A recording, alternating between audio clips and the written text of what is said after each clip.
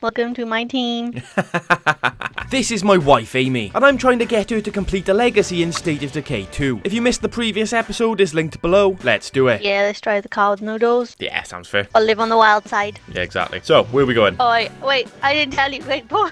Her ammo supplies are non-existent, and she's losing a lot of food a day. So I recommended she claims a local shop as a food outpost. Oh, that looks a bit shitty, doesn't it? I don't know about this one. I explained to her the aesthetics don't bloody matter, as they all give out the same amount of food. So while Amy's searching cars outside, I go for the window and clear the shop of zombies. Am I husband of the year or what? Incoming zombie. Oh, I got him.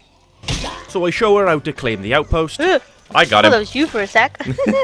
Thanks, Em. I also tell her she now has access to the supply locker from this shop, and she should think about emptying all of her pockets so she's got plenty of room to loot. But the only thing you can't store is the rucksacks on your back, so you stick them in the boot of the car. And seeing as it was probably my fault the car's in this condition, I whip out a spanner or two from my supply locker and fix up the vehicle. Oh, thanks. There's also a gun shop right next door, and seeing as she's already low on ammo, this just seems like a logical next step. I'll go for the door, like a normal person. Alright, Dame, Christ's sake, like, throw me any more shade and I'll die from vitamin D deficiency. She finds plenty of ammo and guns. Meanwhile, I do what I gotta do to keep us both safe. This has basically turned into an anthropological documentary about hunters and gatherers. Although we're probably not going to be able to eat the kind of shit I'm hunting. She then gathers herself some new fashion sense. Oh, I got a hat. We decimate the entire area of its natural resources. Okay, actually, that might be a little bit extreme. Basically, we pinched everything we can get our grubby little hands on. Ready?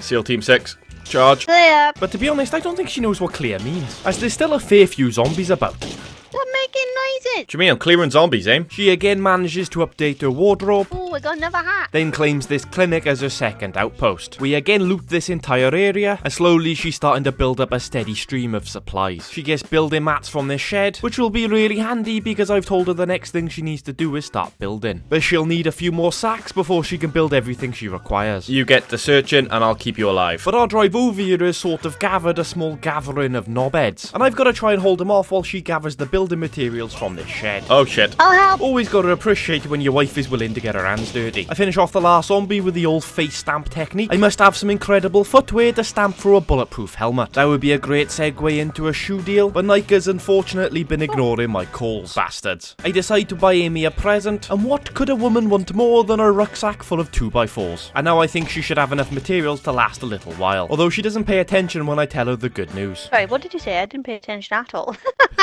I bought some building materials from your neighbours. Okay, cool. The derelict souls would actually like to speak to Amy. Ah, good to see you. Want to chill a bit? Not really, mate. They're looking for medical supplies, but Amy's really skeptical about giving them our paracetamol. So I come up with a crafty plan. I'm using a throwaway community with plenty of influence. So tell her to give her the medical supplies we've already acquired, then I buy them back off them. It's effectively a cheeky way of doing some money laundering. Except the apocalypse is a cashless society, so I guess it should be described as influence laundering. Speaking of influence, it'd be great if I could influence you to like the video and subscribe. We hit 13,000 subscribers this week and we're going for 20 by the end of the year, so I'd appreciate as much help as I can get. Cheers. Amy transfers all of the supplies, and then it's time to start building. She sticks a garden out the back. Next up, I recommend she upgrades her infirmary to level 2. Do I want to waste my brookies? Yes, I'd recommend upgrading the infirmary. I then give her a new sword as she's moaning her heavy weapon is, well, too heavy. I like it. She then speaks to one of her community members because it seems they've been robbed. So it's entirely up to you how you want to handle things, okay? Needs to die. No one steals from us. If we let one person steal from us, everybody else will be like, oh, we can get away with it, you know? Yeah, it's a good point. Well, I think there's our thief. The thief is just a starving man trying to feed his wife and kids. But I get the feeling my psychotic wife is starting to soften. She tells him to give us back the food and she'll let him live. And then he runs off into the sunset. Weirdly still with a food rucksack on his back. Can I still kill him? Where'd he go? Alright, maybe not. She still lusts for blood. Kill him! Shit. You really wanted to kill him, didn't you? Yeah. With her devastated, we head back to HQ because she needs to swap characters to do our next quest. You see, Alma used to have an aunt who was a bit of a survivalist, but at the moment, Amy has her priorities in a very different zone. I'm just dressing her up first. Need to make sure she looks cool. I look forward to the grand reveal. Then my outfit done, I look cute. It seems Aunt Lucy's house is deep into plague territory. Oh well, while we're there, we might as well take on a plague hat. Oh, great. One of my favourite things. Although Amy's not thrilled with my choice of route. Oh my Jesus. Jesus. Did trust me to drive, so you gotta deal with the consequences. We arrive at Aunt Lucy's house and I whip out the handbrake for style points. We take out a couple of zombies outside, then we move inside. I'm on you 6. But she must be completely blind as she literally runs past a zombie. She finds what we need. Ooh, a bloody note.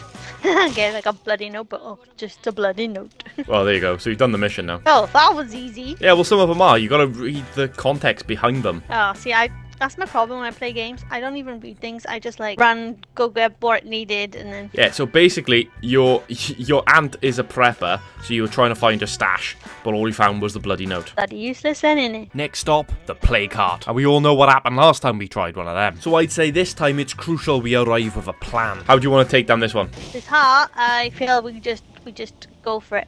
Just go for it. Yeah. Well, can't exactly blame her. When has any of my plans ever come to fruition? I put a firework down out the front to hopefully cause a distraction. Then we rush inside and start smacking the shit out of it. Although I reckon I'm definitely doing more damage, seeing as I got a heavy double bit axe and Amy's got a bloody meat cleaver. This time I've also made sure to tell her about the heart's 3 phases. She takes down the second phase suspiciously quickly, especially as she is only using a bloody meat cleaver. Then together we finish the bastard off, and thankfully on this difficulty all the zombies around us drop down dead. But after what happened last time, I definitely need to check her condition. Now, are you infected? What's your I'm thing? infected, but not enough for it. Give me a timer. How far are you? Like teeny tiny. She loots the play cart. Ooh, a gun. And seeing as that went really well, and seeing as we're in the area, I decide to take on another. And on the way over there, I explained to her that a meat cleaver isn't exactly an efficient way of taking out play carts. My person's way too small to carry a heavy weapon. Oh yeah, obviously. I can't believe she's gone for the, oh, I'm a little defenseless lady argument. Nice try, Amy, but I'm not falling for that one, love. Now get in there and smack that pulsating meat. As I hop through the window, I make a horrifying discovery. A sleeping bloater in the middle of the petrol station. It blows its load in my face, but Amy is none the wiser. And just look at this psychotic bastard's face. You know exactly what he's thinking. It's basically built into his DNA.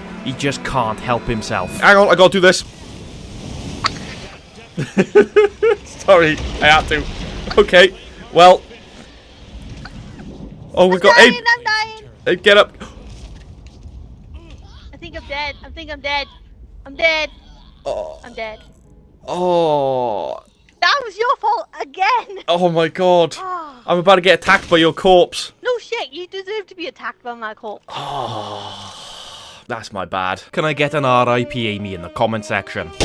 Her replacement community member rifles through her decapitated corpse. And I think it's fair to say I'm gonna have to do some fucking groveling later. So how many people have you got left now? 2? 2. Okay, we need to get you some friends. If you keep killing them. That wasn't my fault, to be fair. There was literally a bloater in the middle of the fort that was about to pop. If I didn't do that, then you could have died anyway. I don't know. This is your plan, eh? You're just trying to get me to build up a community, and then you're just gonna off every one of my people and just take over.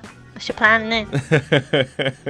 I mean, to do all the dirty work and... That's the way the cult maneuvers itself. And what makes things worse, that was the only member who had hero status. I literally murdered my wife's future leader. Let's hope she's not about to divorce me. Right, so seeing as we're back at base, Amy speaks to her only other surviving member about an enclave that's stockpiling weapons. So we decide to go and pay him a visit, just to have a little chat. And that's when Amy makes a discovery. Oh my god. There's on the my community. She's got tombstone candles around there. Yep, they do that. Why is my other one didn't get that? Yeah, she would have. I'm out the car! What? Sorry, I jumped. What the fuck are you doing? So I stopped to pick her up, and we head over to the 3 foragers to confront them about their weapons hoarding. But Amy's undecided about how she wants to deal with this potential threat. As a change of pace, she tries to play it nice. No, I'm putting my foot down. Oh, well, fine, bitch. They then become hostile and she smacks Amy in the face with a baseball bat. I also get shot in the back. To be honest with you, I didn't even see those crafty little bastards hiding in the corner, because if I had, I definitely would have prepared for them. Ow, bitch. Jesus Christ, Amy, we really need to have a conversation about your disgusting language. The only B word you should be calling a woman is beautiful. Bitches love being called beautiful. So given that we've been raided with a horde and there's hostiles all around us, I decide to pull off the old scorched earth strategy. I then pull off a little headshot, and that leaves one last surviving member. And I'm guessing she doesn't fancy her odds because she decides to surrender. But Amy's not taking any prisoners. That was funny because I didn't have any ammo on me, so I don't know, you killed her. Next up, we decide to pay a visit to some medical professionals. Well, former medical professionals, but they're looking to start back up again. And given how much collateral damage we've had so far, I don't think it would be a bad idea to open up a doctor's surgery. But I'm starting to think I'm having a negative effect on Amy. Do we need to kill anybody? Alright, enough of the bloodthirstiness, right? You just need to talk to the person at the first. You don't even know what we're here for. I know they could be hostile. They might be. It won't be the first time I've opened a door and someone's tried to kill me. That was a dig. Oh my god! She chats to the medical peeps and agrees it would be really handy if they opened up a medical clinic. But at that exact moment, we're attacked by raiders. What's going on? Right, we gotta keep them alive, aim. I set the house on fire and unleashed a barrage of high-caliber weapons into the faces of the bastards. And I'll be honest, they barely put up a bloody fight. Honestly, I'm starting to wonder if they were worth the fuel bombs and 7.62 rounds. With one last hostile remaining, a horde of blood plagues sweep our location. But you already know how your boy's gonna sort this one out. The final hostile falls, and the doctors give Amy some medical supplies as a thank you for keeping him alive. Oh yeah, of course, she kept them alive. Talk about stolen valor, fuck me, man. So we start making our way back to base, but I decide as an apology for the incident earlier, I should take down a play cart on my own. So tell Amy to jump onto the roof of the car, and I start smacking the bitch with my heavy axe. But this is only Dread Zone and I'm the world's greatest lethal player, so you probably already know how this is gonna go. But once I finished, I realised Amy stood in the fucking bloater cloud. Oh my god, Aim, get down! Get down! What happened there? I can't answer that. Maybe it just touched some like pointy object and just exploded. Yeah, you reckon? Yeah. After the cloud dissipates, we get back in the car and take off. Who put that rock there? So we get back to base, and after Amy changes characters, we decide to go and recruit some new members to her team. There's this allied enclave that we helped out previously, and she recruits Evan the mechanic to the team. Thankfully, her gang is now back to 3. Make sure to let us know the best way to grow her squad in the comment section.